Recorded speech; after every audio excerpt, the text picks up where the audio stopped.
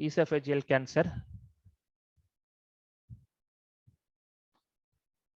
So all of the following are the risk factor for esophageal squamous cell carcinoma, except so smoking, Plummer-Vinson syndrome, human papilloma virus, and Barrett esophagus.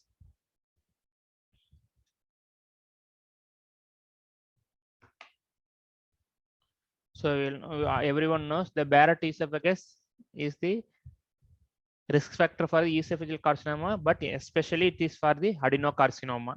So here the answer is D. So if you take tobacco and alcohol, it is risk factor for squamous cell carcinomas, this thing. And then HPV, human papilloma virus, is another risk factor for the squamous cell carcinoma.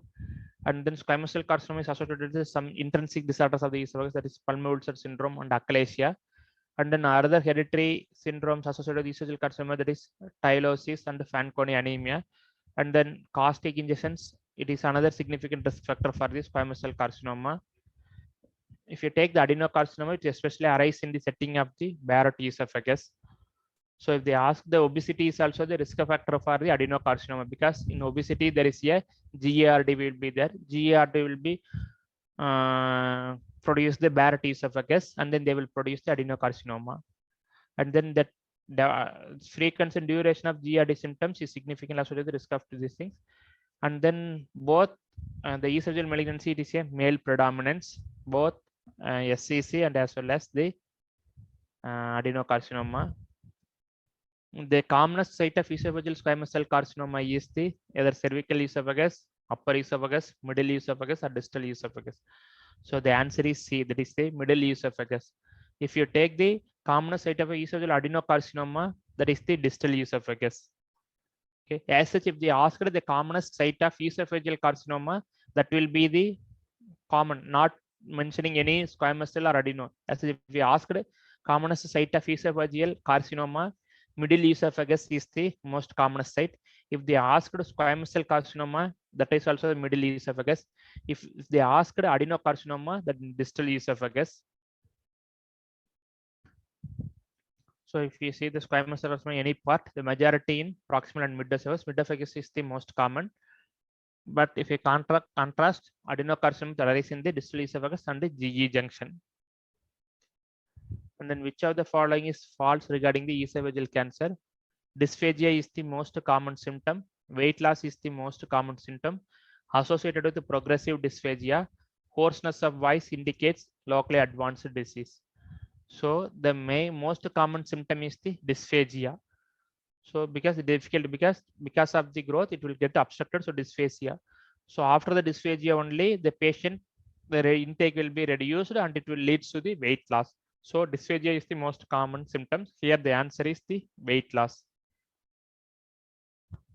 So here the main this thing is the progressive dysphagia. Initially it starts with the solids and gradually progressive to liquids and finally the absolute dysphagia.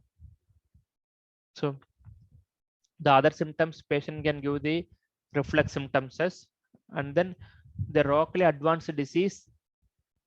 Here, if you go to hoarseness of voice indicates locally advanced disease. Why? Here, because the mainly that esophageal, that malignancy, if it is